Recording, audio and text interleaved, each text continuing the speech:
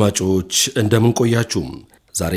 የጉርጉሮሳውያኑን የዘመን ቀመር ስሌትን የሚከተሉ ሀገራት አዲሱን ዓመት 26ን አሃዱ ብሎ ጀምረዋል። በዝግጅታችንም ያለፈው 25 ዓመት ምን መልክ እንደነበረው እንቃኛለን። የፕሮግራሙ አዘጋጅና አቅራቢ በፍቃዱ አየለ ነኝ። አብራችሁን ቆዩ።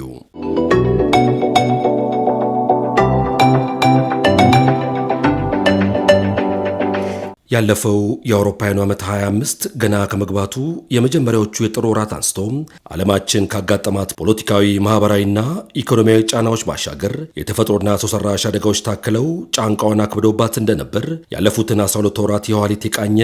እማኝ ምስክር ይሆናል። የጎርጎሮሳውያኑን የዘመን ቀመር ስሌትን የሚከተሉ የዓለም ሀገራት ገና ከጅምሩ ጀምሮ ያለፈውን የአውሮፓውያኑን ዓመት 25ን በደማቅ መልኩ በተቀበሉ ሰሞን የቀድሞ የአሜሪካው ፕሬዚዳንት ጆ ባይደን በስልጣናቸውን አስረክበው ከነጩ ቤተ መንግስት ሲወጡ በወራ ጥር በእግራቸው ዳግም ተተክተው የመጡት የአሜሪካው 47ኛው ፕሬዝዳንት ዶናልድ ትራምፕ ለሚዲያ አካላት ዝግ በተደረገ መርሃ ግብር በይፋ ባለሲመታቸውን በካፒታል ሮቱንዳ ኦቫል ቢሮ አከናውነውም ነበር። ታዲያ መሪው የስልጣን ፊርማቸው ገና ሳይደርቅ ያሳለፉት ውሳኔ በዓለም የንግድ ታሪክ አያሌ ታሪፍ ጫናዎችን አሳድሮ ሳያበቃ በሀያላኑ ሀገራት መሃል የንግድ ጦርነት ተጧጡፎ እንዲቀጥልና የሀገራትም የምጣኔ ሀብት ቀንበር እንዲከብድ አድርጎ ያለፈበት ዓመት ነበር። ይህንን ተከትሎም አሜሪካ በታሪኳ አይታ በማታውቀው የአመፃ ሰልፎች የታመሰችበት ብሎም ከ600 ሺህ በላይ ህገወጥና ሰነድ አልባ የተባሉ ዜጎች ሀገሪቱን ለቀው እንዲወጡ ቀጭን ትዕዛዝ የተላለፈበት ዓመትም ነበር። አዛውንቱ መሪ በዳግም የአንድ ዓመት የአሜሪካ የስልጣን ቆይታቸውም በአውሮፓ ምድር በሩሲያና በዩክሬን መሃል ለዓመታት የዘለቀውን ጦርነት እልባት ለመስጠት የዩክሬኑን መሪ በዋሽንግተን ኦቫል ቢሮ ጠርተው ሲመክሩ እግረ መንገዳቸውንም በነዳጅና ዘይት አቅርቦታቸው ላይ በአውሮፓውያን ሀገራት ማዕቀብ ከተጣለባቸው ከሩሲያው መሪ ቭላድሚር ፑቲን ጋር በአላስካ ያካሄዱት ውይይት ዓለም አቀፍ ትኩረትን ያገኘበትም ነበር። በተመሳሳይ መሪው ወደ መካከለኛው ምስራቅ እስያ ቀጠና ሀገራት የ4 ቀናት የሥራ ጉብኝት በማድረግ በእስራኤልና በፍልስጤም መሃል ተባብሶ የቀጠለውን ፍልሚያ ለማርገብ ከአረቡ ዓለም ሀገራት ጋር በቀጠናው የተኩስ አቁም ድርድር በሚደረግበት አግባብ ላይ ውይይት ያደረጉበትና ከሳውዲ አረቢያና ከቀጠናው ሀገራት ጋር የዲፕሎማሲና ስትራቴጂካዊ አጋርነታቸውን ለማጠናከር የሚያስችል ጉባኤ ቢያደርጉም በሲኔቱ ትችት ያስከተለባቸውን በርካታ ውድ ስጦታዎችንም የተበረከቱላቸው ጉብኝት ነበር።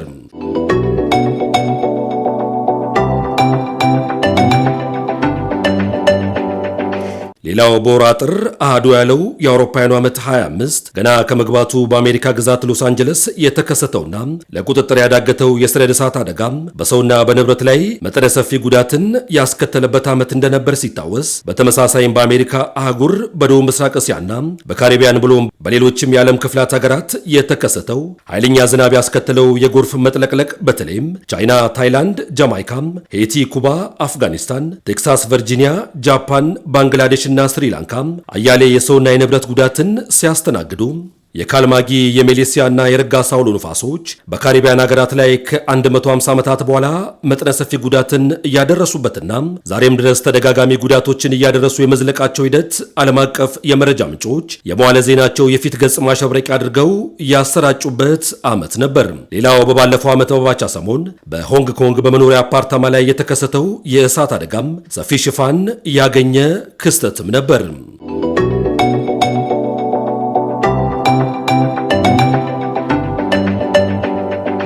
በተጨማሪም ሌላኛው ያለፈው ዓመት 25 አባይት መረጃ የነበረው የካቶሊካዊት ቤተክርስቲያን ጳጳስ የነበሩት የ88 ዓመቱ ፖፕ ፍራንሲስ ህልፈታቸው የተሰማበትና ህልፈታቸውን ተከትሎም ከአውሮፓ ውጭ ለመጀመሪያ ጊዜ በቤተ እምነቷ ትውልድ አሜሪካዊ አርጀንቲናዊን ፖፕ ሊዮ 14ኛን የሾመችበት ዓመትም ነበር።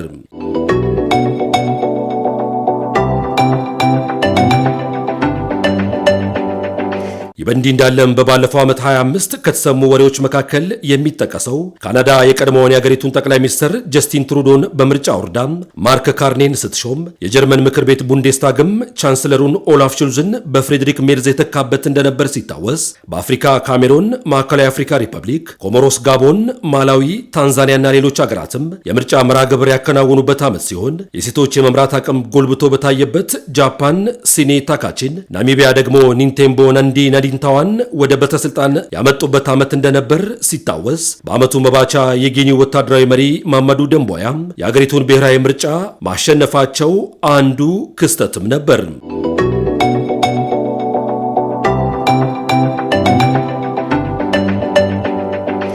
ከአውሮፓውያኑ ዓመት 24 አንጻር በአቪዬሽን ዘርፉ በርካታ የአውሮፕላን አደጋዎች በተሰሙበት በባለፈው የአውሮፓውያኑ ዓመት 25 በአሜሪካ የሮናልድ ሬገን አየር መንገድ ንብረት የሆነው አውሮፕላን ከጦር ሄሊኮፕተር ጋር ተላትሞ የ67 ሰዎች ሕይወት ሲጠፋ በተመሳሳይም በህንድ አየር መንገድ የ241 ተጓዦች ሕይወት የተነጠቀበት ከብዙ በጥቂቱ ይጠቀሳል። ሌላው በኢትዮጵያ በአፋር ምድር የፈነዳው የእሳተ ገሞራ ብናኝ ቀይ ባህርን አልፎ ወደ አውሮፓ ሲደርስ የበርካታ ሀገራትን የአውሮፕላን የጉዞ መርሃ ግብርን ማስተጓጎሉ ሲነገር አገሪቱ ታላቁን የህዳሴ ግድብ ገንብታ ለምረቃ በማብቃት ዓለምን ስታስደምም በቀጣይ የባህር በር ጥያቄዋ በሚፈታበት አግባብ ላይ ቀጠናዊና ዓለም አቀፍ እንቅስቃሴዎችን ስታደርግ ነበር ዓመቱ ያለፈው።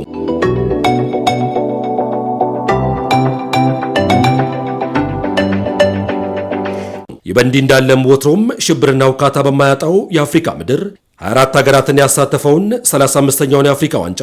በሞሮኮ ያሰናዳችው አህጉሪቱም በበጎ ስትወሳም በተቃራኒው ደግሞ ኮንጎና ሩዋንዳን ያቃቀረው የኤማያሱ ታጣቂ ቡድን መጠነ ሰፊ ጥቃትና ወረራ አንዴ በኳታር ዶሃ ሌላ ጊዜ ደግሞ በዋሽንግተን የማሸማገል ስራው በተሰራበት በባለፈው ዓመት በሱዳን በሁለቱ የጦር ጀኔራሎች የሪዮት ልዩነት መነሻ ተስፋፍቶ የቀጠለው ውጊያ ለአስታራቂና ገላጋይ እንዳስቸገረ ነበር ዓመቱ ያለፈው። እንዳለመታደል ሆኖ በመካከለኛው ምስራቅ እስያ ቀጠና እስራኤል የግዛት ተስፋፊነት ግቧን ለማሳካትና ለዓመታት ስጋት ሆነው ቀጥለውብኛል ያለቻቸውን የፍልስጤሙን ነፃ አውጪ ሐማስን፣ የሊባኖሱን ሂዝቦላና የየመኑን የባህር ላይ ተዋጊ ሐውቲን ከምድረ ገጽ ለማጥፋት ቴክኖሎጂዋ ያፈራቸውን የጦር መሳሪያዎች ተጠቅማ አያሌ ጉዳትን ስታደርስና የተፋላሚ ኃይላቱንም የጦር አመራሮች አድና ከማጥፋት ባለፈም በፍልስጤም ምድር ባደረሰችው ጥቃት ከ76000 በላይ የማጸነ ለምለም ፍልስጤማውያን እናቶች የአብራክ ክፋይ የሆኑ ዜጎች ሕይወታቸው ሲጠፋና አካላቸው ሲጎድል ከቀያቸው ለቀው ተሰደው የነበሩ በሚሊዮኖች የሚቆጠሩ ዜጎች በዓመቱ አጋማሽ በግብጽ ካይሮ በአደራዳሪ አካላት ከተደረሰው ስምምነት በኋላ ዳግም ወደ ፍርስራሽ ወደ ተቀየረው ቀያቸው ተመልሰው የእስራኤል ተደጋጋሚ ጥቃት ታክሎበት በድንኳን ኑሯቸው ከተፈጥሮ የጎርፍ አደጋ ጋር ትግል ገጥመው ያለፉበት ዓመት እንደነበር ሲገለጽ ለፍልስጤም የሀገርነት ዕውቅና የሚሰጡ ሀገራትም ቁጥራቸው አይሎ የነበረበት ዓመት እንደነበር ይታወሳል። ይህ በእንዲህ እንዳለም ከ5 አስርት ዓመታት በላይ በአሳድ አገዛዝ ስር አበሳቸውን ሲያዩ የነበሩት ሶሪያውያን አገዛዙን አስወግደው አዲስ መሪ የሾሙበት ዓመት ነበር። ታዲያ በጋዛ ያልተወሰነው የእስራኤል ጥቃት ከአሜሪካ ጋር ተቧድኖ በ6 ቀናት ጦርነት በኢራን የኒኩሌር ጣቢያዎች ላይ የአየር ጥቃትን ያደረሰበት ዓመት ሲሆን በአጸፋው የእስራኤል ሰማይ በኢራንና በሌሎች ተፋላሚ ኃይላት የሮኬት ጥቃት ሲታመስ ያለፈበት ዓመትም ነበር። ሌላው በባለፈው ዓመት የእስያ ቀጠናንና መላውን ዓለም አሸብሮ የነበረው በህንድና ፓኪስታን የኒኩሌር የጦር መሳሪያን ሊያማዝ ተቃርቦ የነበረው በካሽሚር ግዛት ይገባኛል የተቀሰቀሰው ግጭት ተጠቃሽ ሲሆን ከበርካታ አስርት ዓመታት በኋላ በካምቦዲያና በታይላንድ መሃል የተለኮሰው የድንበር ግጭት ደግሞ ሌላው ያለፈውን ዓመት የመከራና የሰቆቃ ጊዜያትን ማሳያ ያደረገ እንደነበር መረጃዎች ሲጠቁሙም ከቃላት ጦርነት የዘለለው የቬንዙዌላና የአሜሪካ ውጥረት ደግሞ በእንቅርት ላይ እንዲሉ ያደረገ ሌላው አይረሴ ክስተት እንደነበር ይታወሳል። ዓለማችን በሰው ሰራሽ አስተውሎት ዘርፍ የላቀ ደረጃ ላይ እንደደረሰች በታየበት በባለፈው ዓመት አገራት በተናጠልና በቡድን በአገራት ሰማይ ስር ብሎም በባህርና በየብሱ ክፍል ወታደራዊ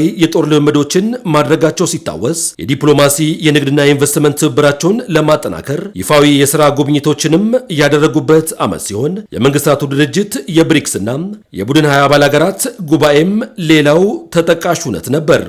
ታዲያ በዓለም ሀገራት የተከሰቱት የተፈጥሮ አደጋዎች በአየር ንብረት መዛባት ምክንያት የመጡ ናቸው የሚለውን ለማጤንና ውሳኔ ለማሳለፍ በብራዚል ቤሌም የዓለም ሀገራት ያካሄዱት 30ኛው የአየር ንብረት ጉባኤ በበጎ ጎኑ የሚነሳም ያለፈው ዓመት አበይት ትውስታም ነበር።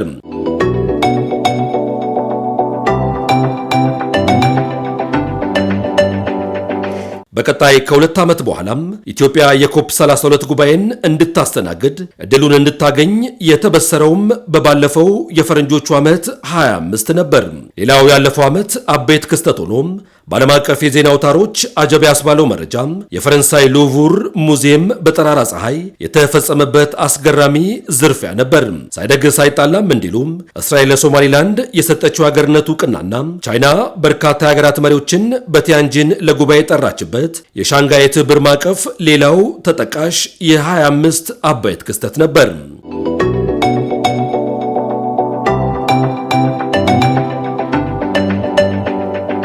የሆነ ሆኖ ታዲያ ያለፈው የአውሮፓውያኑ ዓመት 25 ዓለማችን በአያሌው የፖለቲካም ኢኮኖሚና ማህበራዊ ስንክሳሮችን ያስተናገደችበት ዓመት ሲሆን በቀጣይ 26 ደግሞ ማነቆ የፈጠሩባትን ክስተቶችም በማረም ዝግጅት እያደረገች ነበር አዲሱን ዓመት የተቀበለችው።